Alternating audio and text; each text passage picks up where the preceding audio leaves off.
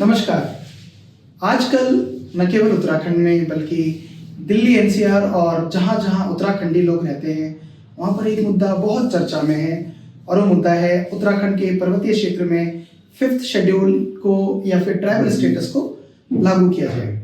तो आज इस मुद्दे पर बात करने के लिए हमारे बीच में हमारे जो खास अतिथि हैं उनका मैं आपसे परिचय करा दूं।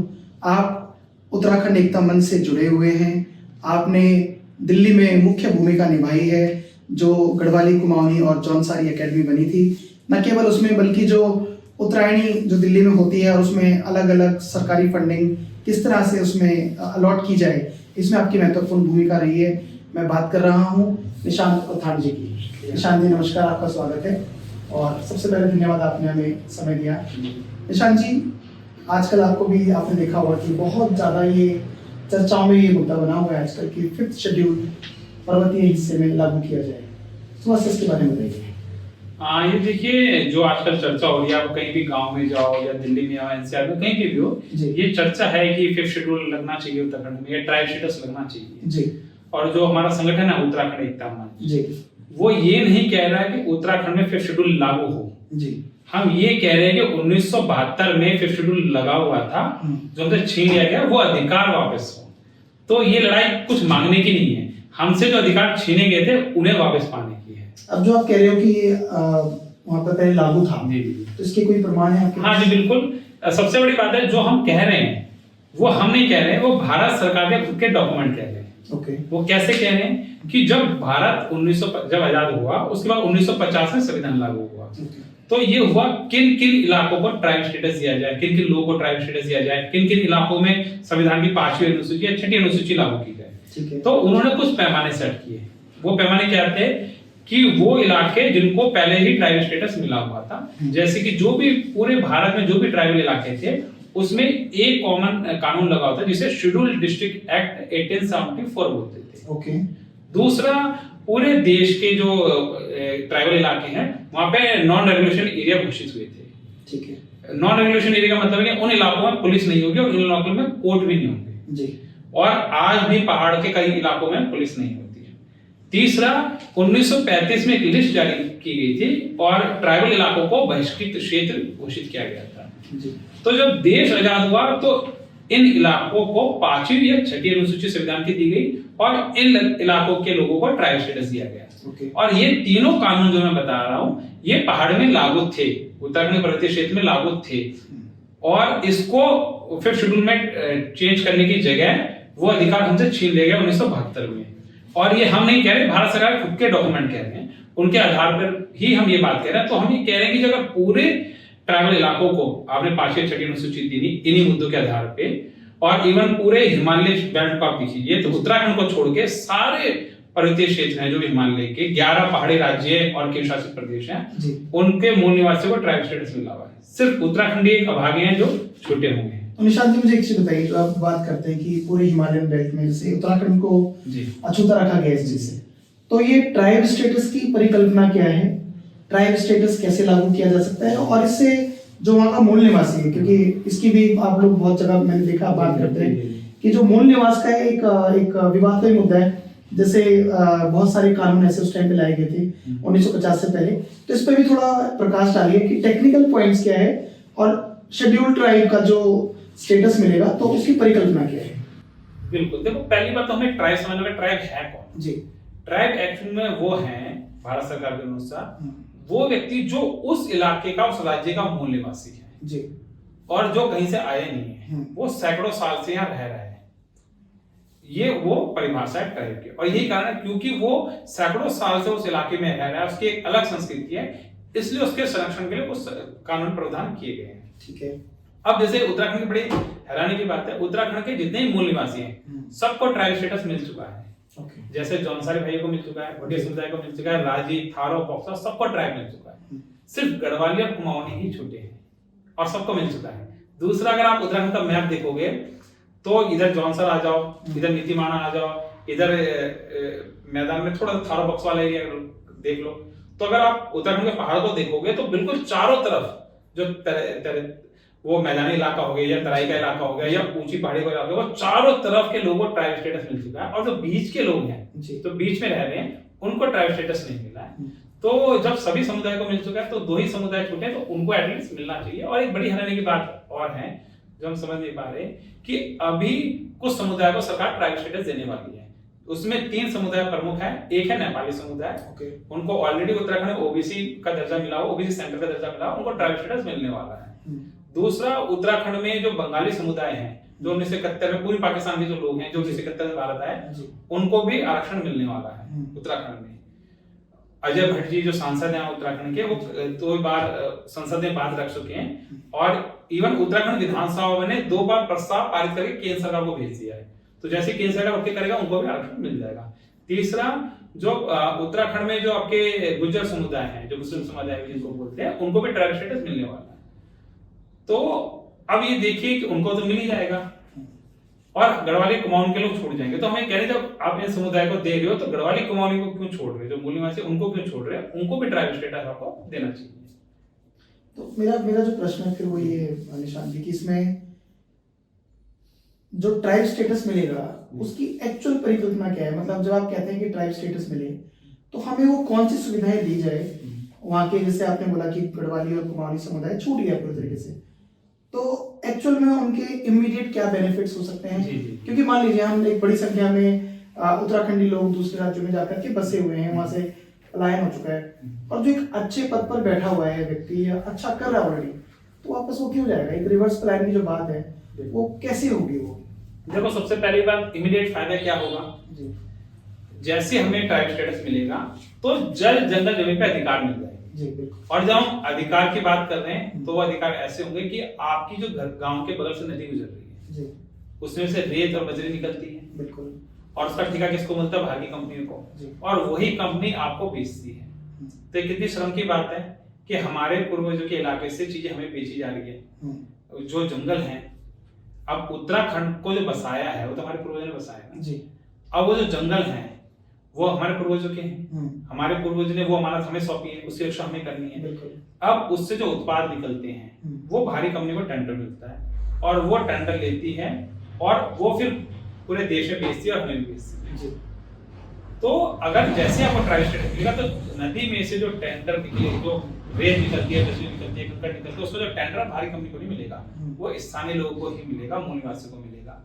दूसरी बात, सरकार कहती है कि पलायन हो रहा है और भारत सरकार की खुद की रिपोर्ट कहती है कि अगर पहाड़ों को बचाना है तो उधर आपको कुटीर उद्योग लगाने पड़ेंगे, उधर वन आधारित उद्योग लगाने पड़ेंगे।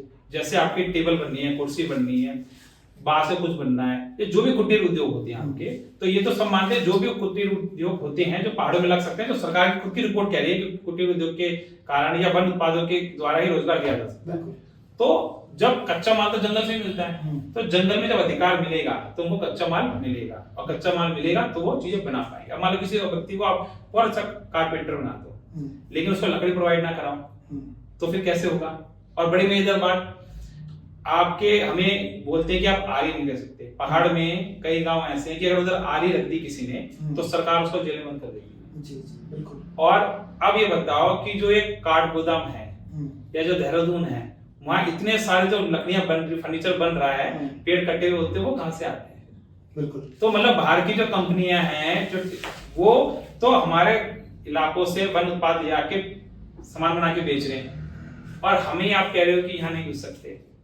तो ये तो वैसी बात, अगर हमारे जंगलों से हमें दूर रखना वैसे ही है जैसे एक बच्चे को बोला कि वो माँ का दूध नहीं पी सकता। तो हमारे जंगल में तो हमारा अधिकार है, वो हमारे पूर्वज ने हमको दिए थे, तो वो हमें वापस चाहिए। हम सरकार से कुछ नहीं मांग रहे, जो अधिकार हमारे पास थे, जो हमारे पूर्वजों के थे, वो हम वापस मांग रहे हैं और कुछ हमें सरकार से एक्स्ट्रा नहीं चाहिए। हम अपने आप चीजें करेंगे। चलिए, बहुत अच्छी बात आपने बताई। अब जैसे ना कुछ हिस्सों में ये इसको हम अलग अलग सेक्शंस में डिवाइड करके देखते हैं। सबसे पहले एक जातीय समीकरण की बात जो सबसे महत्वपूर्ण चर्चा में समझता हूँ, उत्तराखंड का जो ज्यादातर हिस्सा है ब्राह्मण और ठाकुर वहाँ पर अच्छी संख्या में है और ऑलरेडी वहाँ को उनको मतलब आप जैसे कहते हैं कि वो पेपरों में नहीं लेकिन मूल निवास उनको मिला हुआ है। तो वो 5th शेड्यूल में जो हमें ट्राइबल स्टेटस मिलेगा, क्या वो उसको एक्सेप्ट करेंगे और उनके लिए वो कैसे बेनिफिट देगा? पहले तो आप इस पे क्लैरिटी दीजिए, फिर उसके बाद जो सेकंड जो इसका सेक्शन है वो मूल निवास से जुड़ा हुआ है, तो फिर हम उस पे जाएंगे। हाँ, पहली बात तो जो आपने कहा कि उनको मूल निवास मिला हुआ, ऐसा तो नहीं है, क्योंकि मूल निवास अगर मिला होता तो लोग सड़कों में रैलियां कर रहे होते। तो जो 1950 का जो कानून था उस पर थोड़ी क्लैरिटी दीजिए फिर। अच्छा ठीक है। तो पहली बात तो एक ना बहुत भ्रम फैला हुआ ग्राउंड में। क्या भ्रम फैला हुआ है? वो ये बोलते हैं कि भाई उत्तराखंड के जो लोगों को मूल निवास 1950 मिलना चाहिए जी। तो हमने कहा कि क्या पूरे, अब उत्तराखंड के जो लोग हैं, अधिकतर जो लोग हैं वो तो सामान्य श्रेणी में आते हैं जी, ठीक है। अब पूरे देश में 140 करोड़ लोग रहते हैं, उस 140 करोड़ लोगों में से एक व्यक्ति बता दीजिए जो सामान्य श्रेणी का हो और उसे मूल निवास 1950 मिला हो। पूरे 140 करोड़ में एक व्यक्ति भी ऐसा नहीं है जिसे मूल निवास 1950 मिला और सामान्य श्रेणी का हो। तो जब पूरे देश में नहीं मिला तो उत्तराखंड के लोगों को कैसे मिल जाएगा? तो इसके मतलब आपको संविधान बदलना पड़ेगा, और अगर संविधान बदल के आपने उत्तराखंड के सामान्य श्रेणी के लोगों को मूल निवास 1950 दिया तो महाराष्ट्र में भी लागू होगा, वो तो उत्तर प्रदेश में भी लागू होगा, वो तो राजस्थान में भी लागू होगा, वो तो पंजाब में भी लागू होगा, वो तो दिल्ली में भी लागू होगा। तो दिल्ली में रहने वाले जो पहाड़ी हैं उनको यहाँ से भागना पड़ेगा जी। महाराष्ट्र में जो, मुंबई में जो वो रह रहे हैं उत्तराखंडी, उनको तो भागना पड़ेगा, क्योंकि महाराष्ट्र में तो मूल निवास 1950 लागू हो जाएगा, क्योंकि संविधान बदल गया। बिल्कुल। तो हम चाहते क्या है? हम भारत का संविधान बदलना चाहते हैं, और अगर हमें सबको भागना पड़ा तो बहुत अजीब स्थिति हो जाएगी। बिल्कुल। और देखिए, ये तो ऐसी स्थिति हो जाएगी कि राजस्थान का आदमी गुजरात नहीं जा पाएगा, गुजरात का आदमी मुंबई नहीं जा पाएगा, तो क्या एक देश रह पाएगा?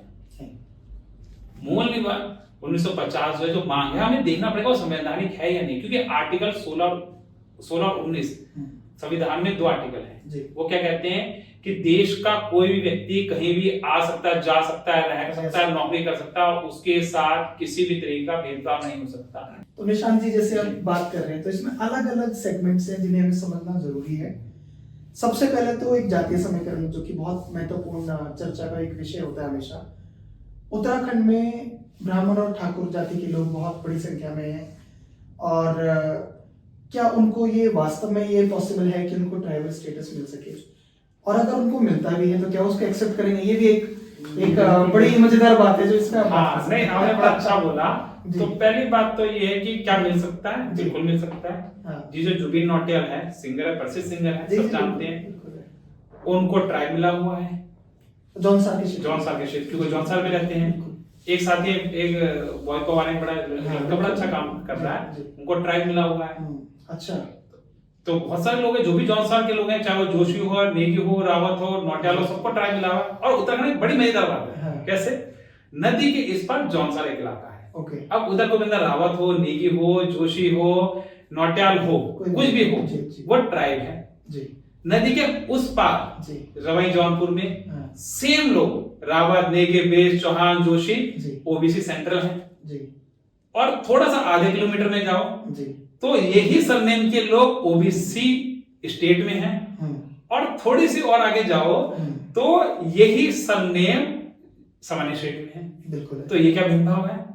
और कई लोग मजेदार, आपको ऐसा जान के हैरानी होगी कि एक सगा भाई जो जौनसार में रहता है वो ट्राइब है, और उसका सगा भाई रवई में रहता है वो ओबीसी सेंटर है। अच्छा। और कई लोग भी ऐसे भी हैं जो राठ एरिया में रहते हैं, वो ओबीसी हैं जी। और उसका जो सगा भाई है वो थोड़ा सा ये आपका खुर्सी ब्लॉक में रहता है, वो सामान्य श्रेणी का है। अच्छा। तो भाई ऐसे कैसे हो सकता है? बिल्कुल। तो सरकार ने जो कंफ्यूजन फैला रखी है वो ठीक करनी पड़ेगी। और इवन आप उत्तराखंड का नक्शा देखोगे तो जो तराई का इलाका है, पूरा गोलाई में आप देखोगे तो चारों तरफ ट्राइब है, और जो बीच का एरिया वो छूटे हुए हैं। तो ये लड़ाई जो है, जो टेक्निकल गलती सरकार से हुई है, वो ठीक करने के लिए हम कह रहे हैं। अब दूसरी बात, एक सवाल आपने कहा कि क्या लोग मानेंगे, तो लोगों में ना कुछ अजीब सी अवधारणा है। जैसे एक व्यक्ति ने कहा कि भाई उत्तराखंड के जो लोग हैं वो तो सामान्य श्रेणी में आते हैं, वो तो अपर कास्ट है, तो वो कैसे ट्राइब मिलेगा, या फिर वो क्यों ट्राइब के लिए मानेंगे? तो मैंने कहा लाटा, मुझे ना तो हिंदी आती है ना इंग्लिश आती है। भाई सामान्य श्रेणी का मतलब अपर कास्ट कैसे हो सकता है? भाई सामान्य जनरल कैटेगरी का इंग्लिश अपर कास्ट तो नहीं होती ना, उसकी हिंदी अपर कास्ट होती है। सामान्य श्रेणी का अपर कास्ट का कोई लेना देना नहीं है। तो मैंने कहा भाई जब तक ना हिंदी आती है ना इंग्लिश है, तो आप उन लोगों से क्या बात करो? सामान्य श्रेणी होता कौन है? सामान्य श्रेणी का मतलब है वो व्यक्ति जिसको उस राज्य में कोई अधिकार नहीं है। जैसे राज्य की लिस्ट बनती है, कि राज्य में एसटी कौन कौन है, तो आते हैं ये सरनेम यहाँ पे एसटी हैं जी। राज्य में ओबीसी कौन कौन है, ये सरनेम यहाँ पे ओबीसी है जी। सामान्य श्रेणी की कोई लिस्ट नहीं होती, कोई लिस्ट नहीं होती, कोई रिकॉर्ड नहीं होता। बिल्कुल। तो सामान्य श्रेणी राज्य का वो अधिकारहीन व्यक्ति है जिसके पास कोई अधिकार नहीं है, उसके पास आरक्षण का अधिकार नहीं है, उसका जल जंगल जमीन पे अधिकार नहीं है, उसका जो हैसियत है वो सिर्फ इतनी ही है कि वो सुबह जाए ड्यूटी करने, शाम को आए, सरकार को वोट डाल दे, और उसको वही अधिकार मिलते हैं जो किसी भी व्यक्ति को 15 साल रहने मिल जाते हैं। मतलब कोई बंदा अगर पाकिस्तान से भी आया और उत्तराखंड में रहा 15 साल, तो उसको भी वही अधिकार मिल जाएंगे जो रावत नेगी लिस्ट के हैं। सेम अधिकार मिल जाएंगे। आप मुझे अच्छी बताइए, मैं बस इसको कंप्लीट कर दूं तो सेम अधिकार मिल जाएंगे, कोई विशेष अधिकार नहीं मिले। ठीक है। विशेष अधिकार के लिए आपको सामान्य श्रेणी से उठकर विशिष्ट श्रेणी में जाना पड़ेगा, ट्राइब स्टेटस में जाना पड़ेगा, तब आपको ये अधिकार मिलेंगे। अच्छा, एक और मैं बताता हूं कि कई सारी समुदाय ऐसे हैं जो मैदानी इलाकों में शेड्यूल कास्ट में हैं। ठीक है, अब जैसे मान लो एक आपका कोई व्यक्ति वो है, कोई सरनेम है, मैं सरनेम नहीं लूंगा लेकिन जी समझिए, वो राजस्थान में शेड्यूल कास्ट में है, लेकिन जब अगर उत्तराखंड में व्यक्ति आएगा तो किस में आएगा, सामान्य श्रेणी में आएगा। अच्छा, जैसे नमो शूद्र समुदाय है, वो बंगाल साइड में उसको शेड्यूल कास्ट में है जी, बिल्कुल, लेकिन उत्तराखंड में वो सामान्य श्रेणी में आएगा। तो इसका मतलब नमो शूद्र की व्यक्ति की कास्ट और सामान्य श्रेणी की कास्ट एक है सरकार में, सामान्य श्रेणी जी। तो समझ लो, तो जनरली सामान्य श्रेणी वो लोग होते हैं जो बाहर से, मतलब उस बाहर से आए होते हैं, अधिकतर वही लोग को सामान्य श्रेणी में रखा जाता है। और दूसरा वो लोग जो बहुत संपन्न रहे हो, इतिहास में बहुत संपन्न रहे। जी जी बिल्कुल। अब मान लो उत्तराखंड में कोई इतना संपन्न कभी नहीं रहा कि उसके खेत में कोई और काम करता हो, इतना संपन्न कभी नहीं रहा। इतना संपन्न पहाड़ में कोई नहीं रहा कि उसके पास घर में नौकर हो, इतना संपन्न कोई नहीं रहा। और ना ही इतना संपन्न रहा कि हमारे लोग बड़े बड़े अधिकारी रहे हो, ऐसे तो कभी नहीं रहा। भाई फौज में अलग रहे हो, फौज की अलग जॉब है, लेकिन आपके डीएम रह चुके हैं, एसडीएम इस टाइप से तो कभी एडमिनिस्ट्रेशन में कभी नहीं थे। तो जो सामान्य श्रेणी के लोग होते हैं उससे तो हमारे जो सिस्टम मैच ही नहीं करता। भाई ना तो हमारे घर में इतनी कभी खेती थी कि हमने वहां पे मजदूर लगा रखे थे, ना इतने बड़ी रियासत थी हमारे पास कि भाई नौकर रख सकते हो। तो जो भी सामान्य, या क्योंकि सामान्य श्रेणी को क्यों आपको अधिकार नहीं देते, क्योंकि एक तो ये मानते हैं कि उस राज्य से नहीं आए, दूसरा कई बार ये होता है कि वो पहले से संपन्न है, हम तो वो थे। तो हमने जबरदस्ती, पता नहीं किसी ने उनको क्या कैसे सिखा दिया कि सामान्य श्रेणी और अपर कास्ट एक होता है, पता नहीं कैसे, मतलब उल्टी सीधी चीजें हमने सीख ली है। और जो हमारा हक था ट्राइब का वो हमने छोड़ दिया। और सबसे मेजर बात आपको बताता हूँ, आप गाँव में चली जाइए, इस बात की सब गवाही देंगे कि इंदिरा गांधी के दौर पर वो पहाड़ के लोगों को ट्राइब स्टेटस मिलने वाला था। अच्छा, और उसमें दो कारण हुए क्यों नहीं मिला। एक तो जब इंदिरा गांधी और उनकी टीम सर्वे करने आई तो पहाड़ के लोग बड़े गोले वाले थे, और वो कहते कोई भी नेता आता है, कोई अधिकारी आता है तो बड़े उसके स्वागत में बड़े बिल्कुल सज से तैयार होकर पहुंचे। अच्छा, वहां पे चोरी वोरी भी नहीं होती, तो लोग ज्वेलरी पहन के घूमते। कई इलाकों में कई बार ऐसा होता है कि पता चले मंगलसूत्र पहना है इसने, रात आते आते गायब। लेकिन पहाड़ में ऐसा होता नहीं, तो लोग बिल्कुल सब जज के गहने डाल के चले गए। अब गए तो इंदिरा गांधी थी, उसे देखे तो बहुत अमीर लोग, संपन्न लोग, सोना बना है। जब पहन के इतने आए तो घर में कितना होगा, अब उसको थोड़ी पता कि जितना भी तो सब लाद के लिए आए, तो उनको ट्राइब स्टेटस नहीं मिला। और ये ऐसे नहीं कि मैं कह रहा हूँ, आप गांव में जाइए, जो बुजुर्ग लोग हैं सबको ये बात सबको पता है, ये कॉमन बात है, ट्राइब स्टेटस आपको उसी से मिलने वाला। एक तो ये बात, दूसरा हमारे कुछ लोग ने ये वाली बात कि हम तो अपर कास्ट है, ये है वो है, बेफालतू की चीजें लगा के हमको कर दिया पैदा। अब हमारे बच्चे जो डीएम बन सकते थे, जो आईएएस बन सकते थे, जो एसडीएम बन सकते थे, जो एसएचओ बन सकते थे, जो बड़े अधिकारी बन सकते थे, वो क्यों नहीं बन पाए? वो इन लोगों की वजह से नहीं बन पाए। तो हो सकता है ऐसे लोग अभी भी आएंगे, फिर अभी खुराफाती लोग आएंगे, तो अब उनको सुधारना है। तो अब अगर इस टाइप के जो लोग थे जो उस दौर में ट्राइब स्टेटस नहीं मिले थे, उस टाइप के नेता उठेंगे और अलग अलग पार्टी के लोग वही जनता को भड़काएं, तो अब उनको सीधा करना है। तो कंडाली होती है अपने गांव में, वो लगानी है ताकि वो ये चीजें अब ना करें। मतलब जो मौका हमने खो दिया है वो अब नहीं खोएंगे, अब वो अधिकार में वापस चाहिए। चलिए ठीक है, अब इससे जुड़े मेरे 3 सवाल हैं। आपने यहाँ पर जातियों की बात करी, तो पहले क्या ये जातियों का आंदोलन है? दूसरा सवाल मेरा इस पे ये है कि हम सामान्य श्रेणी की जब बात करते हैं तो मेरी नजर में सामान्य श्रेणी का व्यक्ति हुआ जो कोई बेनिफिट नहीं ले रहा है गवर्नमेंट से या किसी भी संस्था से, तो क्या जो वहाँ का शिल्पकार समुदाय है उसको तो ऑलरेडी एससी में वहाँ पे आरक्षण मिला हुआ है, तो वो इस आंदोलन से क्यों जुड़े? उनको डायरेक्ट बेनिफिट क्या है? और तीसरा मेरा सवाल ये है कि क्या ये हमारा आंदोलन उत्तराखंडी वर्सेस बाहरी होने वाला है?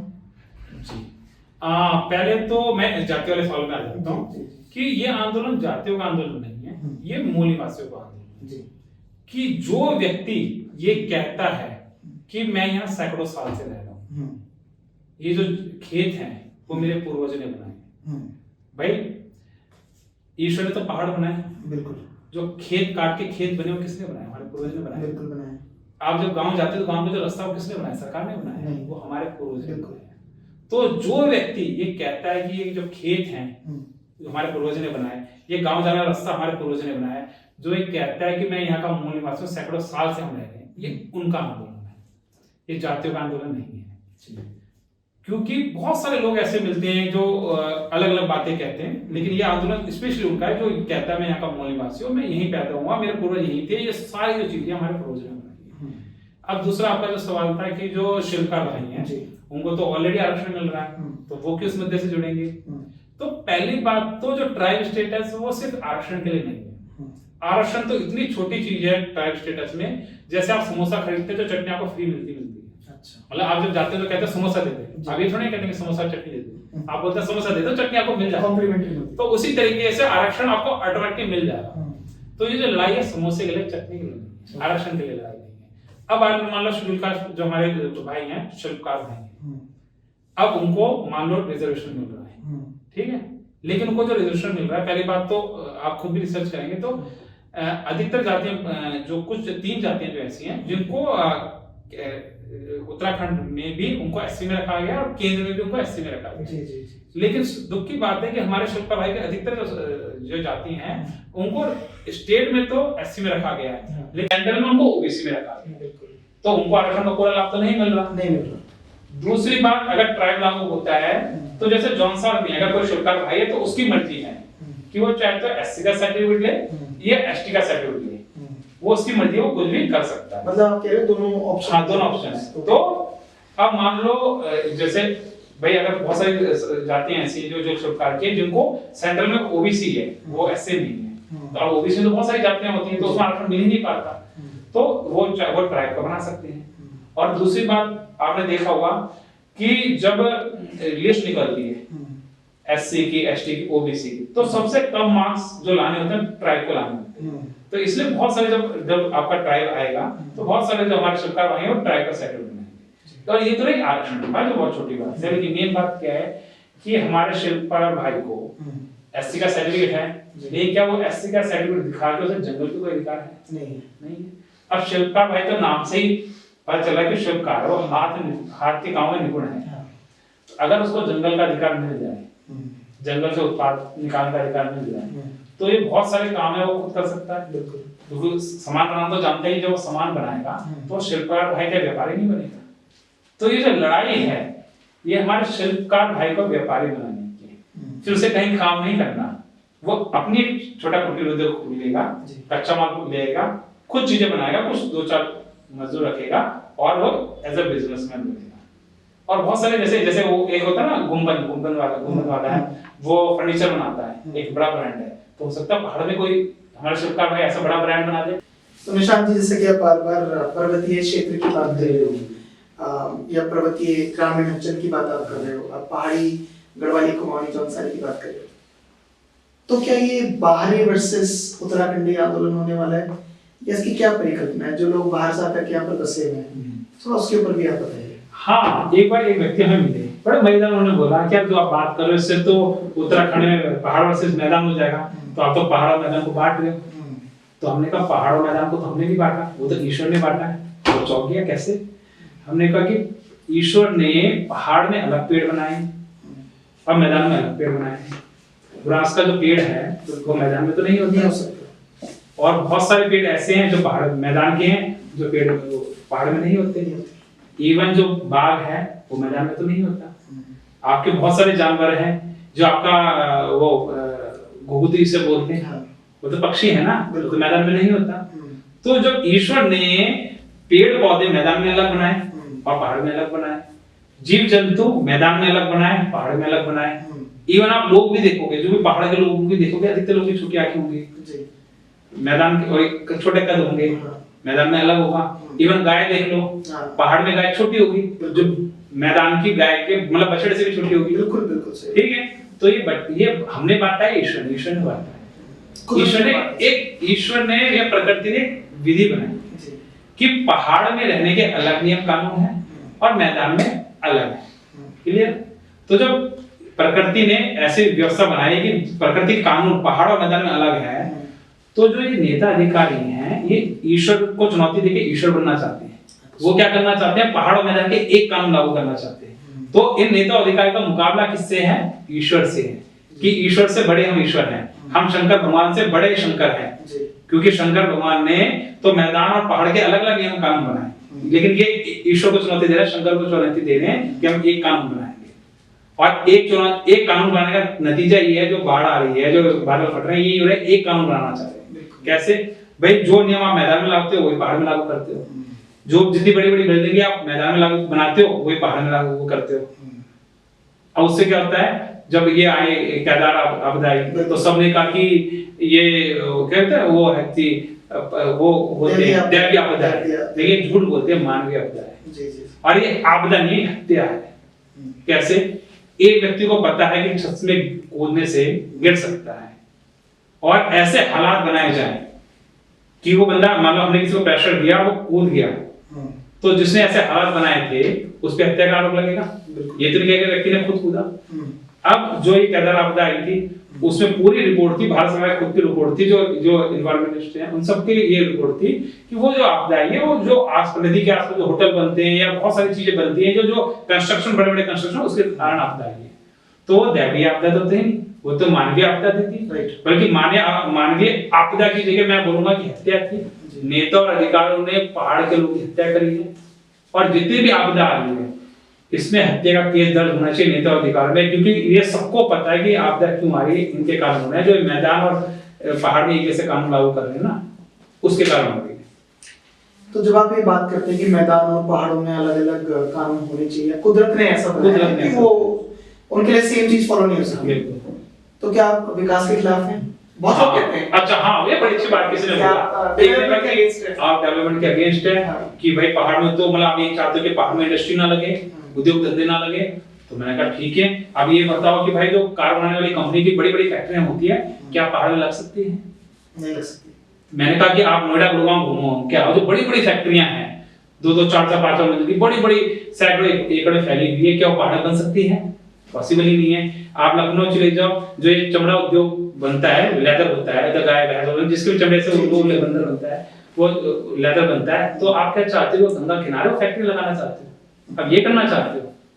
मतलब आप जिस उद्योग धंधे की बात कर रहे हो तो लग ही नहीं सकता। जोशीमठ है, जोशीमठ में लोगों ने 1 मंजिल मकान बनाया, वही खिसक रहा है, वही दरार आ रही है, तो उधर आप 4 मंजिल चीज कैसे बना दोगे? जब 100 गज का मकान उधर नहीं टिक पा रहा, तो उधर हजारों एकड़ की बड़ी बड़ी फैक्ट्री कैसे बना पाओगे? तो उधर सरकार का खुद का डाटा, इवन यूनेस्को की जो रिपोर्ट है वो कहती है कि पहाड़ में सिर्फ कुटीर उद्योग हो सकते हैं और वन आधारित उद्योग लग सकते हैं और एक सर्विस सेक्टर वो हो सकता है। उसके अलावा बड़ी फैक्ट्री लग ही नहीं सकती, वो है ही नहीं। हाँ, अगर सरकार जिद में आके चमड़ा फैक्ट्री उधर लगाना चाहती है वो अलग बात है, हम तो नहीं करने देंगे। हमें ऐसी फैक्ट्री चाहिए नहीं, वो पॉसिबल ही नहीं है। अगर आपने बना भी दिया तो एक आपदा आएगी 2 साल में खत्म हो जाएगी। तो बड़ी फैक्ट्री उधर लग ही नहीं सकती, उधर लग ही कुटीर उद्योग सकते हैं, सर्विस सेक्टर हो सकता है। तो जो कुटीर उद्योग है उसको लगाने के लिए भी कच्चा माल जंगल से मिलेगा, और जंगल में अधिकार पाने के लिए आपको ट्राइब स्टेटस चाहिए। सर्विस सेक्टर का भी वही हाल है कि भाई कोई व्यक्ति बाहर से घूमने आ रहा है तो सच नदी देखने आ रहा है, सच जंगल देखने जा रहा है, यही तो देखने आ रहा है। वो ऐसा तो नहीं कि रोड देखने जा रहा है या लाइटें देखने जा रहा है, वो तो दिल्ली में देख ले, बड़े बड़े होटल देखने जा रहा है, ऐसा तो नहीं है। वो प्रकृति के नजदीक जाना चाहे, इसलिए तो बंदा आ रहा है घूमने के लिए। तो प्रकृति के नजदीक जब आएगा तो जो स्थानीय लोग हैं वो प्रकृति को संभाल के रखेंगे तभी तो आएगा। वो नदी स्वच्छ रखेंगे, जंगल में आग नहीं लगने देंगे। तो जब स्थानीय लोगों को उसका अधिकार होगा तभी तो जंगल में आग लगने से रोकेंगे। पहले जमाने में जब आग लगती थी लोग कहते थे चिंगारी दिखती तो पूरा गांव वाले आग बुझाने चले जाते थे। अब सरकार ने क्या करा, ये जंगल जो तुम्हारे पूर्वज के नहीं रहे वो हमारे हो गए, अब सरकार उसके मालिक हो गई, तो अब लोग क्यों बचाने जाएंगे आपको? तो जो ये भ्रम फैलाया जा रहा है कि भाई ट्राइब स्टेटस लगने से, फिफ्थ शेड्यूल लगने से विकास रुक जाएगा, बल्कि उससे विकास बढ़ेगा। और उसका एक उदाहरण आप देख लीजिए, हिमाचल प्रदेश में जिन इलाकों में फिफ्थ शेड्यूल लगा है, हिमाचल प्रदेश के 43% एरिया में ट्राइब स्टेटस लगा हुआ है। उधर जो प्रति व्यक्ति आय है वो 30,000 रुपए महीना है। अच्छा। और उत्तराखंड के पर्वतीय क्षेत्र में अगर मैं ये ट्राइबल इलाके हटा दूं तो प्रति व्यक्ति आय ऑन एवरेज 8,000 रुपए महीना है। अब आप देख लो कि ज्यादा प्रगति कहाँ हो रही है, और ये सरकार का खुद का आंकड़ा, हमारा आंकड़ा नहीं, भारत सरकार का आंकड़ा है जी।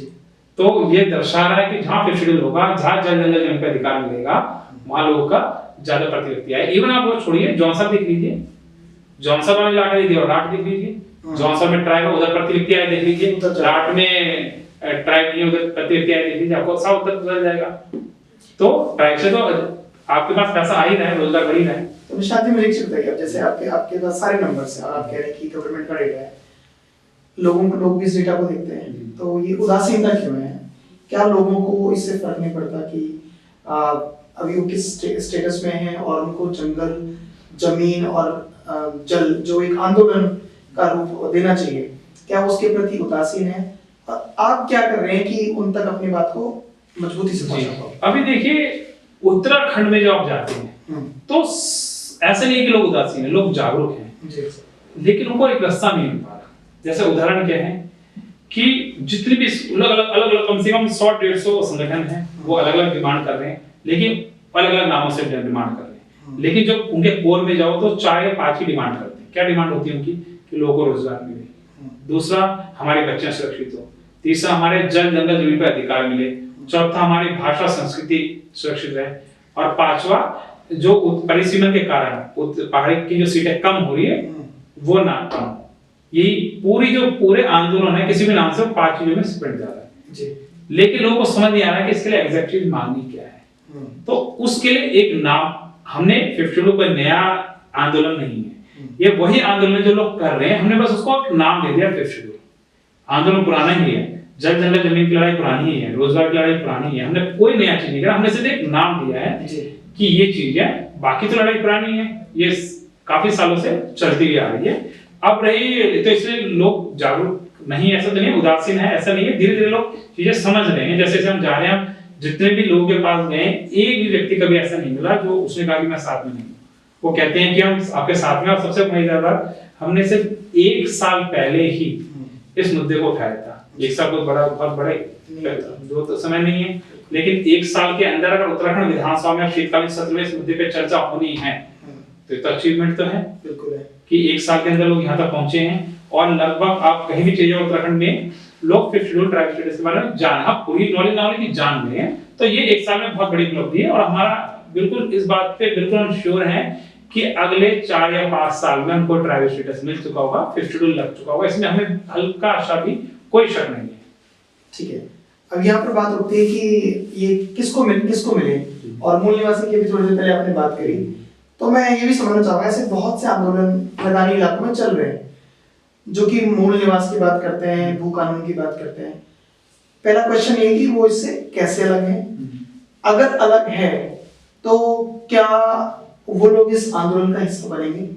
क्या आपकी तरफ से कोई प्रयास हो रहा है इसके लिए? इस पर आप बताएं। अभी देखिए कि एक जो मूल निवास 1950 का लोग जिक्र कर रहे हैं जी, ठीक है कि भाई 1950 मूल निवास 1950 मिलना चाहिए, लेकिन एक उसमें टेक्निकल दिक्कत ये है कि उत्तराखंड के जो अधिकतर लोग तो सामान्य श्रेणी में, अब सामान्य श्रेणी के जो लोग हैं उनको मूल निवास 1950 मिल ही नहीं सकता जी। क्यों नहीं मिल सकता? कि पूरे देश में 140 करोड़ लोग हैं, उन 140 करोड़ में से एक व्यक्ति भी सामान्य श्रेणी का नहीं है जिसको कभी ट्राइब स्टेटस मूल निवास 1950 मिला हो, एक भी व्यक्ति नहीं। तो जो 140 करोड़ लोगों को नहीं मिला, वो उत्तराखंड के पहाड़ी लोगों को कैसे मिल जाएगा? कानून तो सबके लिए बराबर होगा।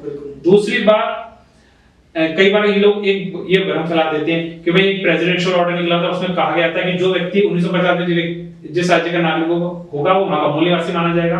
ये हर वो बंदा, बहुत सारे इंटरव्यू में देखता हूँ, बड़े बड़े चैनल में लोग ये बात कह देते हैं, ठीक है, और उनको बोलो कि भाई वो प्रेसिडेंशियल ऑर्डर दिखाओ, तो किसी बात कुछ नहीं है।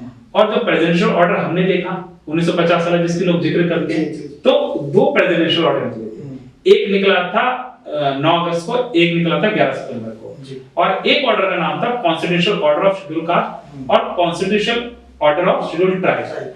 तो वो जो ऑर्डर थे वो शेड्यूल कास्ट और शेड्यूल ट्राइब के लिए थे। और यही कारण है कि जो शेड्यूल कास्ट और शेड्यूल ट्राइब के जो लोग हैं उनको आज भी मूल निवास 1950 मिलता है, इवन उत्तराखंड के अंदर ही मिल रहा है, आज भी मिल रहा है। कोई 2024 में भी अगर बनाएगा तो उसको मिल रहा है। अब उस 1950 से कॉन्स्टिट्यूशनल ऑर्डर का सामान्य श्रेणी के लोगों से कोई लेना देना नहीं, तो जब कोई लेना देना है नहीं तो उसको इससे कहां मैच कर रहे हैं, और जब पूरे देश में सामान्य श्रेणी को 1950 नहीं मिला तो आपको कैसे मिल जाएगा। तो निशांत जी मुझे एक चीज बताइए, अब जैसे आप मूल निवास की कानून की बात करें तो उत्तराखंड में एक जाना माना चेहरा है, एक उभरता हुआ नाम है बॉबी परमार जी। तो बॉबी परमार भी मूल निवास 1950 और भू कानून की बात करते हैं, तो आप लोग मिलकर काम क्यों नहीं कर सकते, और अगर कर सकते हैं तो फिर क्या कभी कोशिश हुई है दोनों साइड से कि परस्पर काम किया जाए, या उनका आंदोलन आपके आंदोलन से कैसे लगे? नहीं, उनसे बातचीत हुई है और हमारे तो बहुत अच्छे साथी हैं जी जी। लेकिन कई बार क्या होता है कि मतलब कोई दोनों लोग बहुत अच्छे होते हैं, लेकिन कई बार होता है कि उनको साथ बैठने काम मिले, कोई एक कॉमन प्लेटफॉर्म चाहिए होता है। जी बिल्कुल। तो अभी एक दिक्कत आ रही है, जैसे मैं एक मजेदार बात बताता हूँ। बॉय भाई का एक वीडियो मैं देख रहा था, एक कोई रैली थी मूल निवास कानून की, उससे बॉय भाई गए और उसमें मन से उन्होंने भाषण दिया कि मैं चाहता हूं कि पूरे उत्तराखंड में मूल निवास 1950 लागू हो, मैं चाहता हूं कि पूरे उत्तराखंड में भू कानून लागू हो। और जब वो ये बात बोल रहे थे तब उनके खुद की जेब में मूल निवास 1950 था, उनके दूसरी जेब में भू कानून था। कैसे? क्योंकि वो तो जौनसार में रहते हैं, उनको मूल निवास 1950 मिलता है, उनका सर्टिफिकेट है, उनके जौनसार में भू कानून लगा हुआ है, और इवन हिमाचल के भू कानून से ज्यादा सख्त भू कानून है, उनकी जमीन कोई नहीं खरीद सकता। तो जब उनके पास पता है वो कैसे मिलेगा, तो हमारे युवाओं को बताना चाहिए ना कि भाई मुझे जैसे मिला है तुमको भी ऐसे दिलाऊंगा, तब तो बात बनती है। भाई अगर आपको पता है कि आम का पेड़ कहाँ है और आप कहते हो सबको आम मिलने चाहिए, और आपको यही नहीं बता रहे कि आम का पेड़ कहाँ है, तो फिर दिक्कत है। तो हमने बॉय भाई को बोला जी, मतलब कई साथी भी हमें मिलते हैं, हमने कहा बॉय भाई के पास इतना बोलो कि जैसे मुझे मूल निवास 1950 मिला हुआ है वैसे मैं चाहता हूँ सारे पहाड़ी लोगों को मूल निवास 1950 मिले, उनको ट्राइब स्टेटस मिले। जैसे मेरे इलाके में भू कानून लगा हुआ है ट्राइब मिलने से, वैसे पूरे पहाड़ में ट्राइब मूल निवास भू कानून मिले, बस बात खत्म। और सबसे मजेदार बात क्या है कि जो जौनसार का इलाका है हमारा, उनमें तो पहले से ही ट्राइब है, वहां तो फिर शेड्यूल अभी लागू हो सकता है। मतलब अगर वो खाली जौनसार के लोग इकट्ठा हो सरकार को लिख के दें तो सरकार सिर्फ एक ऑर्डर निकालेगी कि यहाँ ऑलरेडी ट्राइब है तो इधर फिर शेड्यूल लागू होना चाहिए, और फिर शेड्यूल आने से उनकी जो पावर है, जो ट्राइब की पावर जो उनके अभी 10% उनको अधिकार मिले वो 100% मिलेंगे। तो अगर उधर फिर शेड्यूल लागू हो जाता है तो एटलीस्ट कहीं तो शुरुआत हो। तो इसलिए बॉय भाई इंसान बहुत अच्छा है, लेकिन मुझे लगता है ये बात उन्हें कहनी चाहिए, तब थोड़ा सा कुछ बात बन सकती है, क्योंकि भाई जो लाभ फायदा वो कमा रहे हैं, मतलब जो लाभ उनको हो रहा है वो उनको और युवाओं को भी देना चाहिए, वो बताना चाहिए कैसे। बिल्कुल। तो यहाँ पर अब जैसे मूल निवास की बात कर रहे हैं आप, उत्तराखंड में ऐसे बहुत से गांव हैं जहाँ पर मुसलमानों की बड़ी आबादी है, ठीक है, और वो अपने आप को गढ़वाली कहते हैं या कुमाऊनी कह सकते हैं, ठीक है। उनके पूरे गांव हैं, वो भाषा भी गढ़वाली कुमाऊनी बोलते हैं या कोई और भाषा भी बोल सकते हैं, लेकिन ये कि उनका जो रहन सहन है पूरा उत्तराखंडी है।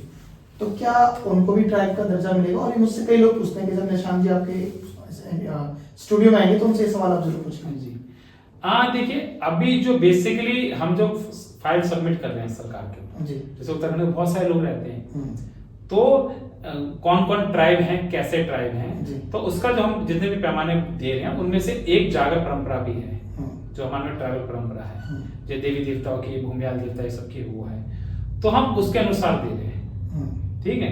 तो अब जब ट्राइब मिलेगा तो हम तो अपनी डिमांड कर रहे हैं। अब मान लो वो लोग भी ट्राइब चाहते हैं तो वो अपना संगठन बना के डिमांड कर सकते हैं, हम सरकार देना दे वो तो उनका पार्ट है, लेकिन हम जो कर रहे हैं, हम मतलब पूरी जो ट्राइब का मेन बिंदु वो जागर प्रथा है, जो हमारे देवी देवता वो मेन प्रथा है कि वो ट्राइबल पद्धति है पूजा करने की, और वो सबसे स्ट्रॉन्ग पॉइंट है हमारा, तो हम उसके अनुसार दे रहे हैं। अब अगर कोई समुदाय है और उसको लगता है कि वो ट्राइबल है तो वो अपनी फाइल अलग से बना के कर सकता है, लेकिन हमारा जो मेन बिंदु वो ये है। ठीक है निशांत जी, आपने समय दिया, बहुत बहुत धन्यवाद आपको, हार्दिक शुभकामनाएं, बहुत बहुत धन्यवाद। शुक्रिया।